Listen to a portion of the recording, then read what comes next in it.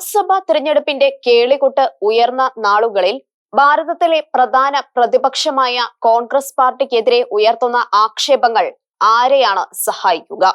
രാമക്ഷേത്ര വിഷയത്തിലടക്കം കോൺഗ്രസിനെ പ്രതിസന്ധിയിലാക്കുവാൻ ശ്രമിക്കുന്ന CPM നേതാക്കളോട് കേരളത്തിലെ മുസ്ലിം ലീഗിന്റെ സംസ്ഥാന സെക്രട്ടറി PMA സലാം ഒരു ചാനൽ ചർച്ചയിൽ ഉന്നയിച്ച ചോദ്യം ഏറെ പ്രസക്തമാവുകയാണ്.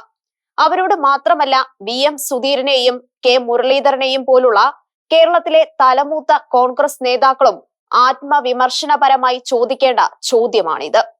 കേന്ദ്രത്തിലെ മോദി ഭരണത്തേക്കാൾ കേരളത്തിൽ ദുസ്സഹമായി മാറിയ പിണറായി ഭരണത്തിന്റെ വിലയിരുത്തലായി മാറുന്ന ലോക്സഭാ തെരഞ്ഞെടുപ്പിൽ പ്രധാന പ്രതിപക്ഷമായ കോൺഗ്രസിനെ ശക്തിപ്പെടുത്തുമോ ഇത്തരം ആഭ്യന്തര കൊലവിളികൾ? അവർ പഴയ പണി തുടങ്ങി എന്നാണ് അനുഭവ സമ്പന്നരായ നിരീക്ഷകർ പറയുന്നത്. ഒരു കൗൺസിലർ പറഞ്ഞ കഥയാണ് ഓർമ്മ വരുന്നത്.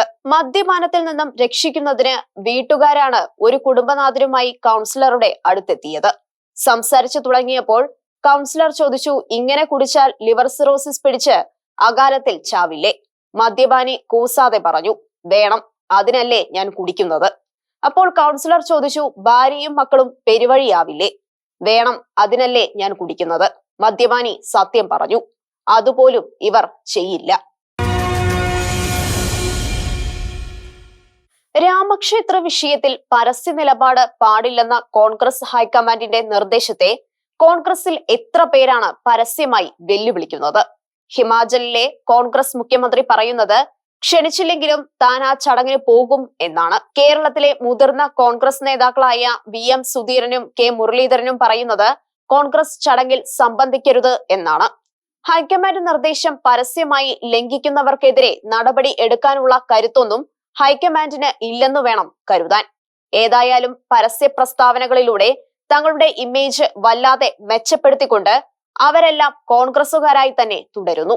അതാണ് കോൺഗ്രസിന്റെ അനന്യത. കേരള രാഷ്ട്രീയത്തിലും കോൺഗ്രസിലെ ഗ്രൂപ്പ് കളികളിലും പയറ്റി തെളിഞ്ഞവരാണ് സുധീരനും മുരളിയും. തങ്ങളുടെ വ്യക്തിപരമായ നേട്ടങ്ങൾക്ക് വേണ്ടി അവർ എടുത്ത തീരുമാനങ്ങൾ കോൺഗ്രസിന് ഉണ്ടാക്കിയിട്ടുള്ള മുറിവുകൾ നിസ്സാരങ്ങളല്ല. മർമ്മത്തുകൊള്ളുന്ന പ്രസ്താവനകളാണ് രണ്ടാളുടെയും ആയുധങ്ങൾ. പാർട്ടിയുടെ ശത്രുക്കൾക്ക് ശരിക്കും ഉപയോഗിക്കാവുന്ന ആയുധങ്ങളാവും അവരുടെ പ്രസ്താവനകൾ. ആന്റണിയെ ചാട്ടവാറിനടിക്കണം. സോണിയാഗാന്ധിയുടെ രാഷ്ട്രീയ ഉപദേഷ്ടാവായിരുന്ന അഹമ്മദ് പട്ടേലിനെ കുറിച്ച് അലുമിനിയം പട്ടേൽ തുടങ്ങിയ പ്രസ്താവനകളിലൂടെ കേരള രാഷ്ട്രീയ ചിത്രത്തിൽ മുരളി കൈവരിച്ച സ്ഥാനം അദ്വിതീയമാണ്. കരുണാകരന്റെ പുത്രൻ എന്ന നിലയിൽ രാഷ്ട്രീയത്തിലെത്തി കോൺഗ്രസിന്റെ സേവാദൾ സംസ്ഥാന തലവനായി. അക്കാലത്തെ KPCC അധ്യക്ഷനായിരുന്ന ആന്റണിയുടെ ഒത്താശ കൊണ്ട് 1989 ലോക്സഭാ തെരഞ്ഞെടുപ്പിൽ പലരെയും കടത്തിവെട്ടി കോഴിക്കോട് ലോക്സഭാ സ്ഥാനാർത്ഥിയായി. EK ഇമ്പിച്ചി ബാവയെ തോൽപ്പിച്ച് MP ആയി.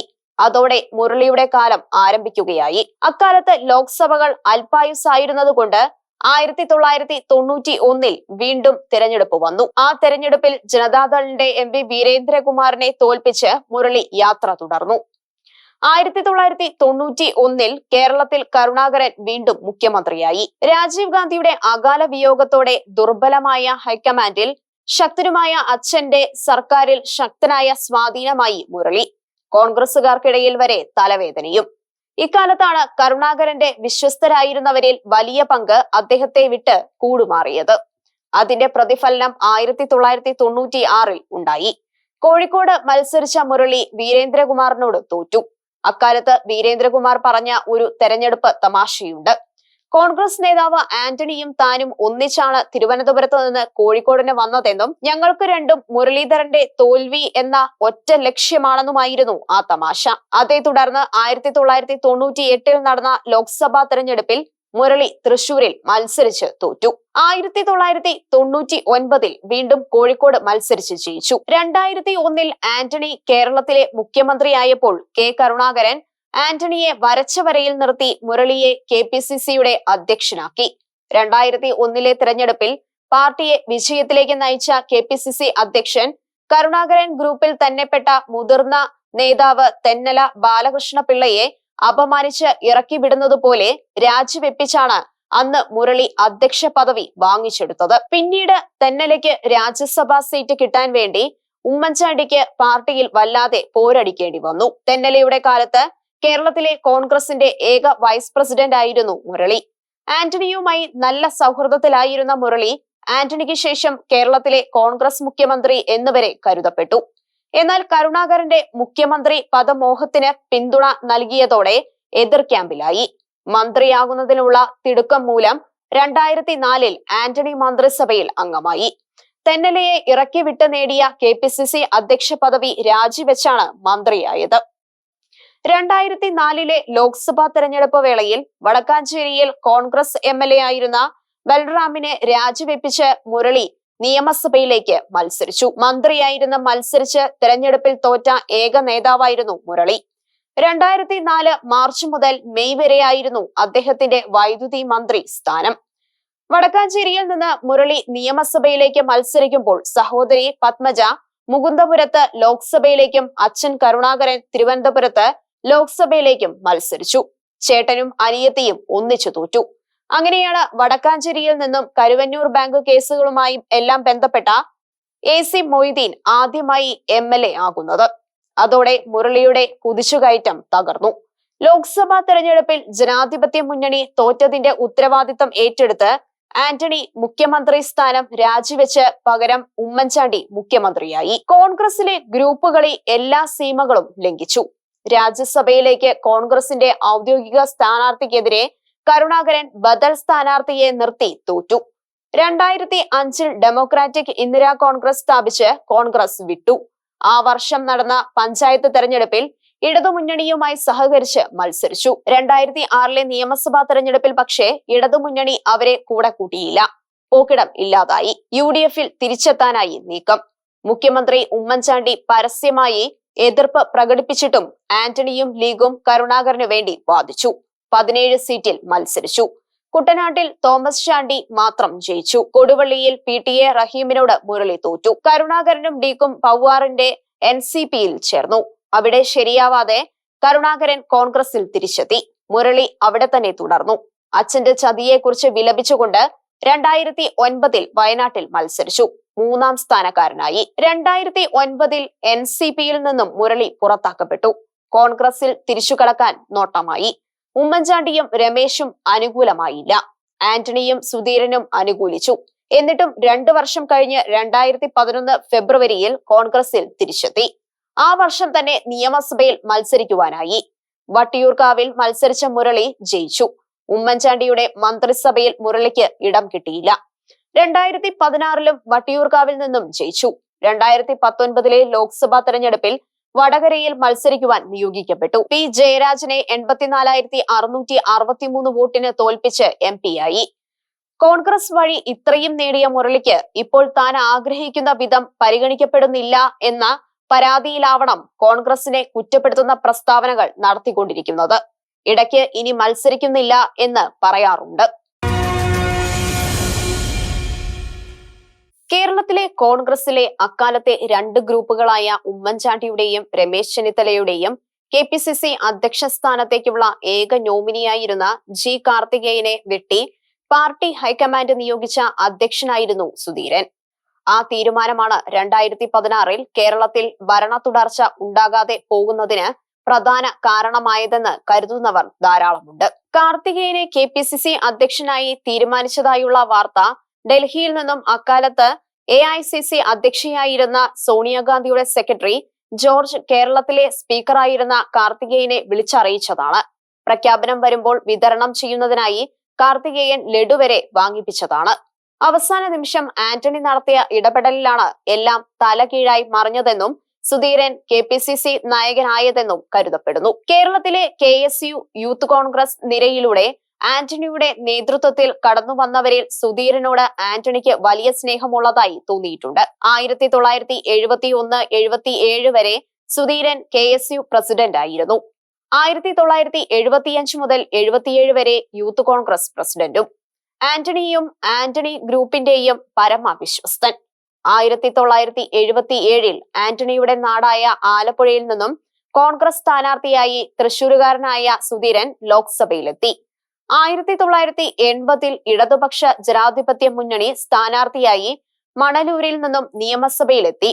1982 1987 1991 അദ്ദേഹം മണലൂരിൽ നിന്നും നിയമസഭയിൽ എത്തി. 1982 കരുണാകര ഭരണകാലത്ത് 1984 മാർച്ച് 8 മുതൽ 1987 മാർച്ച് 27 വരെ നിയമസഭയുടെ സ്പീക്കറായി.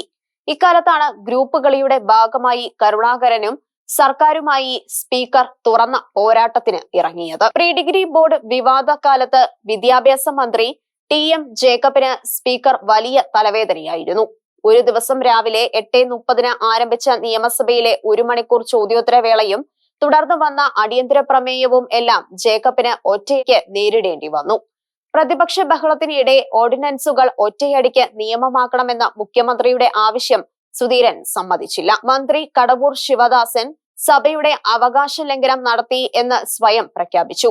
നിയമസഭയുടെ അവകാശ കമ്മിറ്റി അധ്യക്ഷ സ്ഥാനത്തു നിന്നും മുഖ്യമന്ത്രിയെ മാറ്റി പകരം ഡെപ്യൂട്ടി സ്പീക്കർ ഹംസകുഞ്ഞിനെ നിയമിച്ചു. കരുണാകരൻ മുടക്കി. സ്പീക്കർ നിയോഗിച്ച സമിതിയിലെ കോൺഗ്രസ് പ്രതിനിധികൾ രാജിവെച്ചു. ലീഗ് നേതൃത്വത്തെ സ്വാധീനിച്ച് ഹംസകുഞ്ഞിനോട് അധ്യക്ഷ സ്ഥാനം രാജിവെക്കുന്നതിന് സമ്മർദ്ദം ചെലുത്തി. ലീഗ് അവകാശപ്പെട്ടിട്ടും ഹംസകുഞ്ഞ് രാജിവെച്ചില്ല. ലീഗ് അദ്ദേഹത്തെ പാർട്ടിയിൽ നിന്നും സസ്പെൻഡ് ചെയ്തു. അതോടെ ഹംസകുഞ്ഞിന്റെ രാഷ്ട്രീയം തീർന്നു. അക്കാലത്തെ ഉപരാഷ്ട്രപതിയായിരുന്ന വെങ്കിട്ടരാമൻ വഴി രാജീവ് ഗാന്ധി ഇടപെട്ടാണ് കരുണാകരനെ അന്ന് തണുപ്പിച്ചത്. സുധീരന്റെ കളികളിൽ ആന്റണി ഗ്രൂപ്പിൽ തന്നെ അമർഷം ഉണ്ടായി. 1991 കരുണാകര മന്ത്രിസഭയിൽ സുധീരനെ മന്ത്രിയാക്കണമെന്ന് ആന്റണി നിർദ്ദേശിച്ചു. കരുണാകരൻ കൂട്ടാക്കിയില്ല. അതിന്റെ രോഷവുമായി ശക്തമായ കരുണാകര വിരുദ്ധ നീക്കങ്ങളിൽ സുധീരൻ വ്യാപൃതനായി. 1995 ഫെബ്രുവരി 3 ചാരക്കേസിൽ കരുണാകരനെതിരെ പ്രതിപക്ഷ നേതാവ് VS അച്യുതാനന്ദൻ കൊണ്ടുവന്ന അവിശ്വാസ പ്രമേയത്തിൽ സുധീരൻ കടുത്ത നിലപാടെടുത്തു. സഭയിൽ മുഖ്യമന്ത്രിക്കെതിരായ നിലപാട് എടുത്ത സുധീരൻ അവിശ്വാസ പ്രമേയത്തെ എതിർത്ത് നിയമസഭയിൽ വോട്ട് ചെയ്തില്ല. പാർട്ടി വിപ്പ് ലംഘിച്ച സുധീരനെതിരെ കൂറുമാറ്റ നിരോധന പ്രകാരം നടപടി എടുക്കുന്നതിന് G കാർത്തികേയൻ സ്പീക്കർക്ക് പരാതി കൊടുത്തെങ്കിലും സാങ്കേതിക തകരാറുകൾ കൊണ്ട് അത് തള്ളിപ്പോയി. സുധീരന്റെ നടപടിയെ ആന്റണി ഗ്രൂപ്പിന്റെ മുതിർന്ന വക്താക്കൾ പോലും തള്ളിപ്പറഞ്ഞു. പക്ഷേ പതിവ് പോലെ ആന്റണി വാ തുറന്നില്ല. 1995 കരുണാകരൻ രാജിവെച്ച് ആന്റണിയുടെ മന്ത്രിസഭ വന്നപ്പോൾ സുധീരൻ ആരോഗ്യമന്ത്രിയായി. 1 വർഷം തികയുന്നതിന് മുമ്പ് തിരഞ്ഞെടുപ്പായി. 1996 സുധീരൻ ലോക്സഭയിലേക്കാണ് മത്സരിച്ചത്, ആലപ്പുഴയിൽ നിന്നും. 1998 സുധീരൻ ആലപ്പുഴയിൽ നിന്നും തിരഞ്ഞെടുക്കപ്പെട്ടു. 2004 ഇടത് സ്വതന്ത്രൻ KS മനോജിനോട് തോറ്റു. അപരൻ സുധീരൻ തോൽപ്പിച്ചു എന്ന് പറയുന്നതാവും ശരി. കോൺഗ്രസിൽ അക്കാലത്തുണ്ടായിരുന്ന 2 ഗ്രൂപ്പുകൾക്കും ഉൾക്കൊള്ളാനാവാത്ത വിധം തനിപ്പിടികളുടെ കളിക്കാരനായി സുധീരൻ. എങ്കിലും ആന്റണി ചേർത്ത് നിർത്തി. അങ്ങനെയാണ് 2014 സർവസമ്മതനായി നിർദ്ദേശിക്കപ്പെട്ട G കാർത്തികേയന് പകരം സുധീരൻ KPCC അധ്യക്ഷനാവുന്നത്. ഗ്രൂപ്പ് സ്നേഹം മറന്ന് അദ്ദേഹം ഉമ്മൻചാണ്ടിയുമായി ഏറ്റുമുട്ടി. പ്രതിപക്ഷത്തെക്കാൾ വലിയ സർക്കാർ വിമർശകനായി. കോൺഗ്രസ് മന്ത്രിമാർ വലിയ അഹങ്കാരികളായ കാലവും ആയിരുന്നു അത്. സുധീരന് വലിയ ശ്രദ്ധ കിട്ടി. കുപ്രസിദ്ധമായ ബാർ ലൈസൻസ് പ്രശ്നമാക്കിയത് സുധീരനാണ്. സുധീരനെ ഒതുക്കാനാണ് ഉമ്മൻചാണ്ടി ബാറുകൾ തന്നെ നിർത്തലാക്കിയത്. വിവാദം മൂത്ത് ധനമന്ത്രി മാണിക്കെതിരായ ബാർ കോഴ കേസായി. അതിൽ K ബാബുവും പ്രതിയായി. രമേശ് ചെന്നിത്തലയുടെ പോലീസ് സർക്കാരിന്റെ പ്രതിച്ഛായ തകർക്കുവാൻ നടപടികൾ എടുത്തു. 2016 നിയമസഭാ തെരഞ്ഞെടുപ്പിനുള്ള സ്ഥാനാർത്ഥി നിർണയം വന്നപ്പോൾ സുധീരനും ഉമ്മൻചാണ്ടിയും ശക്തമായി പോരടിച്ചു. ഒരവസരത്തിൽ ഉമ്മൻചാണ്ടി മാറുന്നു എന്നുവരെ പ്രചരണം വന്നു. അവസാനം ഹൈക്കമാൻഡ് ഉമ്മൻചാണ്ടിക്ക് ഒപ്പം നിന്നു. സുധീരൻ വെടക്കാക്കിയ പലരും സ്ഥാനാർത്ഥികളായി ജയിച്ചു. 2016 തോറ്റ ചിലർ 2021 മണ്ഡലം തിരിച്ചുപിടിച്ചു. ഫലപ്രഖ്യാപനം വന്നപ്പോൾ തോൽവിയുടെ ഉത്തരവാദിത്തം ഏറ്റെടുത്ത് ഉമ്മൻചാണ്ടി എല്ലാ പദവികളും രാജിവെച്ചു. ഒരു പദവിയും ഏറ്റെടുക്കില്ലെന്ന് ശഠിച്ചു. സുധീരന് വേറെ വഴിയില്ലാതെ വന്നു. 2017 അദ്ദേഹം പ്രസിഡന്റ് പദം ഉപേക്ഷിച്ചു. KPCCയുടെ ഫണ്ട് അവസാന പൈസ വരെ ചെലവാക്കിയാണ് അദ്ദേഹം പടിയിറങ്ങിയതെന്ന് അക്കാലത്ത് വാർത്തകൾ വന്നു. വാശിക്ക് പാർട്ടി ഫണ്ട് തീർക്കുന്നത് പോലെയുണ്ടായിരുന്നു അക്കാലത്തെ കോൺഗ്രസ് സഹായങ്ങൾ. ചിലർക്കൊക്കെ പാർട്ടി സഹായം കൊടുക്കുമ്പോൾ ഇവർക്കോ എന്ന് പോലും നിരീക്ഷകർ സംശയിച്ചിരുന്നു. കേരളത്തിലെ കോൺഗ്രസിന്റെ ഇന്നത്തെ ദുരവസ്ഥയ്ക്ക് ഒട്ടും ഉത്തരവാദിത്തം കുറവില്ലാത്ത നേതാവാണ് സുധീരൻ. ഏതാനും കാലമായി മൗനത്തിലായിരുന്ന അദ്ദേഹം ലോക്സഭാ തെരഞ്ഞെടുപ്പ് പടിവാതിൽക്കൽ എത്തിയപ്പോൾ പലതും പറഞ്ഞുകൊണ്ട് വരുന്നത് കാണുമ്പോൾ അനുഭവസ്ഥർ പറയുന്നു, ഇനി കോൺഗ്രസിന്റെ എതിരാളികൾക്ക് പണി എളുപ്പമായി. സുധീരന്റെ പരാതികൾ ചർച്ചയിലൂടെ പരിഹരിക്കണം എന്ന് രമേശ് ചെന്നിത്തല പറഞ്ഞത് സുധീരനോടുള്ള സ്നേഹം കൊണ്ടൊന്നുമാവില്ല. ഇപ്പോഴത്തെ നേതൃത്വം ശരിയല്ലെന്ന് വരുത്തി കപ്പടിക്കാനുള്ള നോട്ടത്തിന്റെ ഫലമായാണ് സാധ്യത. അവസരത്തിനായി കാത്തിരിക്കാതെ ആർത്തി പിടിച്ച് രമേശ് നടത്തുന്ന നീക്കങ്ങളാണ് അദ്ദേഹത്തെ എന്നും അപകടത്തിലാക്കുന്നത്. മുഖ്യമന്ത്രിയാവാൻ യോഗ്യതയുള്ള നേതാവ് തന്നെയാണ് രമേശ്. പക്ഷേ കാറ്റ് അനുകൂലമാകേണ്ടതുണ്ട്. ആരെയും ധിക്കരിച്ച് സംസാരിക്കുവാൻ മടിയില്ലാത്ത നേതാവാണ് സുധീരൻ. താൻ പറയുന്നത് ന്യായമാണെന്ന് സമർത്ഥിക്കുകയും ചെയ്യും. സംസ്ഥാനത്ത് പാർട്ടിയിൽ ഗ്രൂപ്പാണെന്ന് പറയുന്ന സുധീരൻ അറിയപ്പെടുന്നത് തന്നെ ആന്റണി ഗ്രൂപ്പിന്റെ ലേബലിലാണ്. പുതിയ തലമുറ ശക്തമായി തിരിച്ചടിക്കുന്നു. അതിന്റെ ഉദാഹരണമാണ് പാർട്ടി യോഗത്തിൽ സുധീരനും രാഹുലും തമ്മിൽ നടന്ന സംവാദം. താൻ ചോര പൊടിഞ്ഞ് പറയുമ്പോൾ മൊബൈൽ ഫോണിൽ സംസാരിച്ചതിന് രാഹുലിനോട് പരിഭവിച്ച സുധീരനോട് രാഹുൽ പറഞ്ഞു, എന്നോട് ഫോണിൽ സംസാരിച്ചതും ചോര പൊടിക്കുന്ന ഒരു ഹൃദയമാണ്. അവരുടെ മകൻ പാർട്ടി പരിപാടിയിൽ പങ്കെടുത്തതിന് ജയിലിലാണ്. കോൺഗ്രസിന് പ്രതീക്ഷ തരുന്ന ഒരു യുവനിര ഇപ്പോൾ കേരളത്തിലുണ്ട്. എന്നാൽ ഒരാളെ പോലും അകറ്റി നിർത്താവുന്ന കാലമല്ലിത്. പോലീസ് സംരക്ഷണയിൽ സഖാക്കൾ ഹെൽമറ്റ് കൊണ്ടും പൂച്ചട്ടി കൊണ്ടും കോൺഗ്രസുകാരെ മർദ്ദിക്കുന്ന കാലമാണിത്. അത് കോൺഗ്രസുകാരെ രക്ഷിക്കുവാനാണെന്ന് വ്യാഖ്യാനിക്കുന്ന മുഖ്യമന്ത്രി ഭരിക്കുന്ന കാലമാണിത്. ഈ ജീവൻ മരണ കാലത്ത് എനിക്ക് എന്ത് കിട്ടും എന്ന് മാത്രം നോക്കി തീരുമാനിക്കുന്നത് വിനാശകരമാവും. കോൺഗ്രസ് ഉണ്ടായാലല്ലേ കോൺഗ്രസ് നേതാക്കൾ ഉള്ളൂ. കോൺഗ്രസിനെ കുറ്റം പറയുന്നത് ആരെയാണ് സഹായിക്കുക എന്ന PMA സലാമിന്റെ ചോദ്യം ഇടയ്ക്കിടെ കോൺഗ്രസുകാർ സ്വയം ചോദിക്കണം. രാമക്ഷേത്ര വിഷയത്തിൽ മുസ്ലിം ലീഗുകാർക്ക് ഇല്ലാത്ത മുസ്ലിം സ്നേഹവുമായി വരുന്നവർ ആർക്കാണ് വടി കൊടുക്കുന്നത്? പിണറായി സർക്കാരിന്റെ ഒരു ചെറിയ പുനഃസംഘടന നടന്നു. 2 ന്യൂനപക്ഷ മന്ത്രിമാർ പടിയിറങ്ങി. പകരം വന്നത് ഭൂരിപക്ഷ സമുദായക്കാർ. ആർക്കും സങ്കടമില്ല. അതാണ് കേരളം. ഇനി പുനഃസംഘടന തരുന്ന ചിത്രം നോക്കുക. പുനഃസംഘടനയ്ക്ക് മുമ്പ് ഒരു മന്ത്രി വഹിച്ചിരുന്ന വകുപ്പുകളിൽ ഒരെണ്ണം മുഖ്യമന്ത്രി പുതിയ മന്ത്രിക്കും കൊടുത്തില്ല, ഇഷ്ടക്കാരന് കൊടുത്തു. ദാനം കിട്ടുന്ന പശുവിന് പല്ലുണ്ടോ എന്ന് നോക്കരുതല്ലോ. പുതിയ മന്ത്രിമാരിൽ ഗണേഷിന് അദ്ദേഹം ചവിട്ടിയാടുന്ന സിനിമ കൂടി കിട്ടിയാൽ കൊള്ളാമെന്ന് ഉണ്ടായിരുന്നു. സജി ചെറിയാനേക്കാൾ ഭേദം താനാവും എന്ന് അദ്ദേഹം കരുതി. പക്ഷേ മുഖ്യമന്ത്രിക്ക് വേണ്ട കഴിവ് സജിക്കാണുള്ളത്. അതുകൊണ്ട് ഗണേഷിന് സിനിമ കൊടുത്തില്ല. ഗണേഷിനും ഗ്രഹണകാലമാണ്. തീരുമാനത്തിൽ ഒന്നും പറഞ്ഞില്ല. ഗതാഗതം കിട്ടിയ ഗണേശൻ ചിലതൊക്കെ ചെയ്യാൻ തുടങ്ങിയപ്പോൾ തന്നെ വേണ്ട എന്ന വിലക്കായി. പറഞ്ഞത് പഴയ മന്ത്രി ആന്റണി രാജു ആണെങ്കിലും പറയിപ്പിച്ചത് ആരെന്ന് ഗണേഷിന് അറിയാം.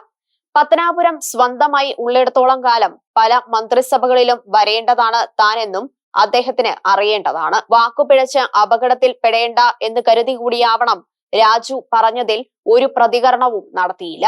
ആന്റണിയുടെ കാലത്തെ പോലെയൊന്നുമല്ല പിണറായിയുടെ കാലത്തെ ഭരണമെന്ന് ഗണേശൻ അറിയാൻ പോവുന്നതേയുള്ളൂ. ഘടകകക്ഷികളുടെ ഓഫീസിലെ ജീവനക്കാർക്കും നിർദ്ദേശങ്ങൾ വരുന്നത് AKG സെന്ററിൽ നിന്നാണ്. മന്ത്രിയുടെ ഓഫീസിലെ പ്രധാന നടത്തിപ്പുകാരും അവരാവും. മുഖ്യമന്ത്രിയെ പ്രശംസിച്ചും കൂടെയുള്ളവർക്ക് വല്ലതും ചെയ്തു കൊടുത്തുമൊക്കെ കാലക്ഷേപം കഴിക്കാം. ബാക്കിയെല്ലാം പാർട്ടി തീരുമാനിക്കും. മുഖ്യമന്ത്രിക്ക് നിവേദനം കൊടുക്കുന്ന ഘടകകക്ഷികളുള്ള മുന്നണിയാണിത്.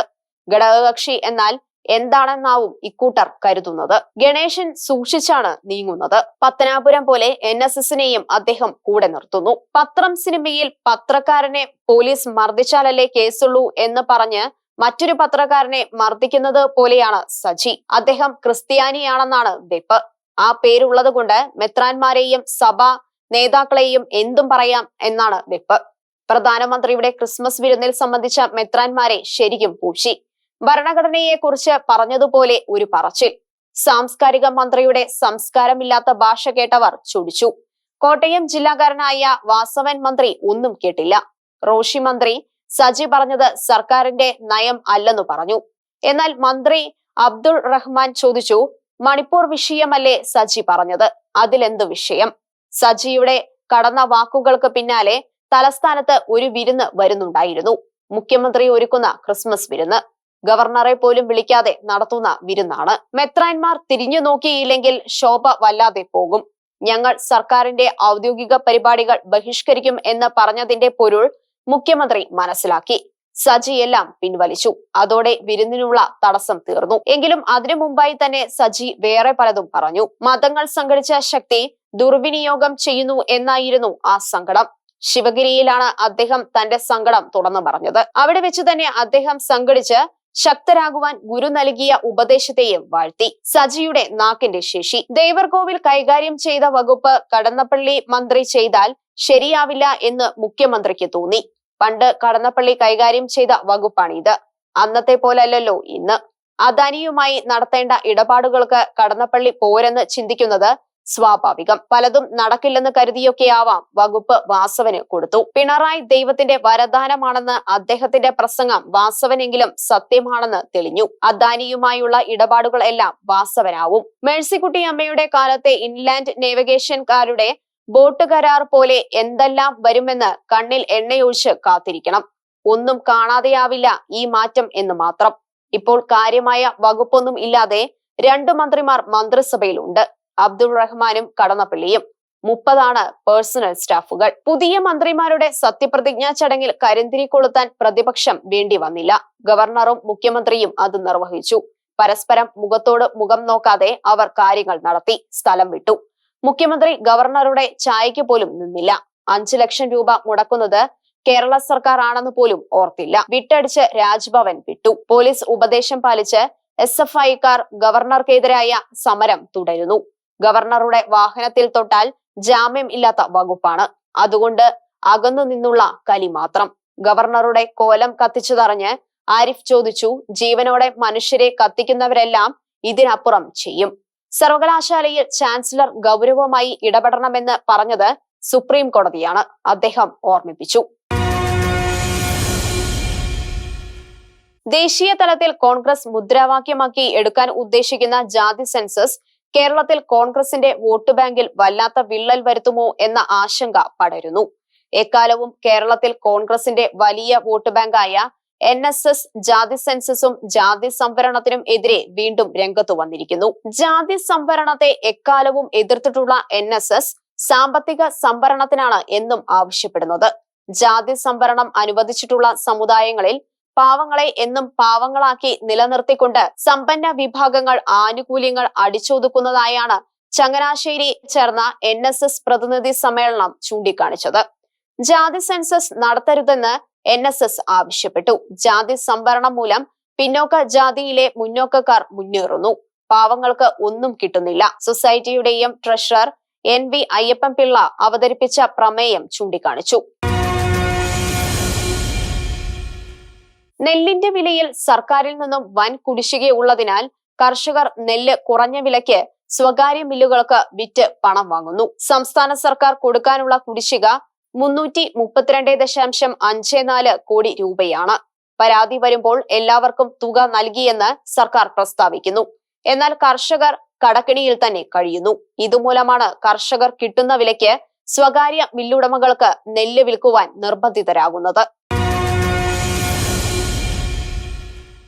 നവകേരള സദസ്സിലൂടെ സ്വന്തക്കാരിൽ നിന്നും കെട്ടുകണക്കിന് പരാതി വാങ്ങി കേരളയിൽ വീണ്ടും സജീവമാക്കുന്നതിന് കേരള സർക്കാർ നടത്തുന്ന ഗുണ്ടാ നീക്കത്തിന് വീണ്ടും തിരിച്ചടി. കേരളിനായി റെയിൽവേയുടെ ഭൂമി വിട്ടുകൊടുത്താൽ അത് കേരളത്തിലെ റെയിൽവേ വികസനത്തെ പ്രതികൂലമായി ബാധിക്കും എന്ന കാരണം പറഞ്ഞാണ് റെയിൽവേ കേരളിന് ഭൂമി വിട്ടുകൊടുക്കാനാവില്ല എന്ന നിലപാട് എടുക്കുന്നത്. കേരളിനു വേണ്ടി വരുന്നത് 185 ഹെക്ടർ റെയിൽവേ ഭൂമിയാണ്. ക്രിസ്മസ് നവവത്സര സീസണിൽ സർക്കാരിനെ കുടിച്ചു സഹായിച്ചവരിൽ നിന്നും ഖജനാവിന് ഈ വർഷം 480 കോടി രൂപ കിട്ടും എന്ന് കണക്കാക്കുന്നു. 2023 ഡിസംബർ 22 മുതൽ 31 വരെ മലയാളികൾ കുടിച്ചത് 543 കോടി രൂപയുടെ മദ്യം. ഡിസംബർ 31 മാത്രം 94.5 കോടിയുടെ മദ്യം വിറ്റു. 22-23 പുതുവത്സര വിൽപ്പന 516.26 കോടി രൂപയുടേതായിരുന്നു. ഈ വർഷം 27 കോടിയുടെ അധിക മദ്യം. കേരളം വളരുന്നു. തെരഞ്ഞെടുപ്പിൽ ജനങ്ങൾക്ക് സൗജന്യങ്ങൾ വാരിക്കോരി കൊടുക്കരുതെന്ന് കേന്ദ്ര സർക്കാർ രാഷ്ട്രീയ പാർട്ടികൾക്ക് മുന്നറിയിപ്പ് നൽകുന്നു. മൂലധന ചെലവ് ഉയർത്തണം, കേന്ദ്രം കർശന നിർദ്ദേശം കൊടുക്കുന്നു. അതാണ് നാടിന്റെ ഭാവിക്ക് നല്ലത്. ഒരു നാട് ഒരു പെൻഷൻ രീതിയും വരണം. ഭാരതത്തിൽ ഗാന്ധിജിയുടെ പ്രിയപ്പെട്ട സമരമാർഗമായ നിരാഹാരം നടത്താനാവാതെ വരുമോ? പുതിയ ക്രിമിനൽ നിയമം അനുസരിച്ച് നിരാഹാര സമരം ക്രിമിനൽ കുറ്റമാണ്. സ്വയം ജീവൻ ഇല്ലാതാക്കുന്നതിനുള്ള ശ്രമമായി കണക്കാക്കി പോലീസിന് കേസെടുക്കാനാവും. ഇടുക്കി ജില്ലയിലെ വെള്ളിയാമറ്റം കിഴക്കേപ്പറമ്പിൽ ബെന്നിയുടെ മക്കളായ മാത്യുവിനും ജോർജിനും 2024 ആദ്യ കാഴ്ച വെള്ളിടി പോലെയായി. അവർ സ്നേഹിച്ചു വളർത്തുന്ന 13 പശുക്കൾ തൊഴുത്തിൽ ചത്തുകിടക്കുന്നു. പശു വളർത്തൽ അവർക്കൊരു കൃഷിയോ ഹോബിയോ ഒന്നുമല്ല. അപ്പൻ അകാലത്തിൽ മരിച്ചു. കുടുംബത്തിന്റെ അന്നന്നത്തെ അപ്പമാണ്. കടമെടുത്ത് കൂടുണ്ടാക്കി പശുവിനെ വളർത്തി ജീവിക്കുന്നവരാണ് ആ കുഞ്ഞുങ്ങളും അമ്മയും. കറവയുള്ള 5 പശുക്കൾ ഉള്ളവർക്ക് 25 ലിറ്റർ പാൽ ദിവസം കൊടുക്കുന്നു. പശുക്കൾ ചത്തുകിടക്കുന്നത് കണ്ട് തളർന്നു വീണ മാത്യുവിനെയും അമ്മയെയും സഹോദരിയെയും ആശുപത്രിയിലാക്കി. അവരുടെ ദുരന്തകഥ മാധ്യമങ്ങൾ ലോകത്തെ അറിയിച്ചു. തലേന്ന് കൊടുത്ത കപ്പത്തൊണ്ട് തിന്നതാവും മരണകാരണം എന്ന് അവർ തന്നെ സമ്മതിച്ചു. കാപ്പട്യമില്ലാത്ത ഏറ്റുപറച്ചിൽ. പശുക്കൾക്ക് ഇൻഷുറൻസ് ഇല്ല. 10 ലക്ഷം നഷ്ടമുണ്ടായി. തീരാക്കളത്തിൽ തല തല്ലുന്നു, അവർ പറഞ്ഞു. സർക്കാരും സുമനസ്സുകളും ഒന്നിച്ചുണർന്നു. അവരെ സഹായിക്കുവാൻ സ്നേഹപ്രവാഹമായി. കൃഷിമന്ത്രിയുമായി ഇടുക്കിയുടെ മന്ത്രി റോഷി അഗസ്റ്റിൻ വീട്ടിലെത്തി.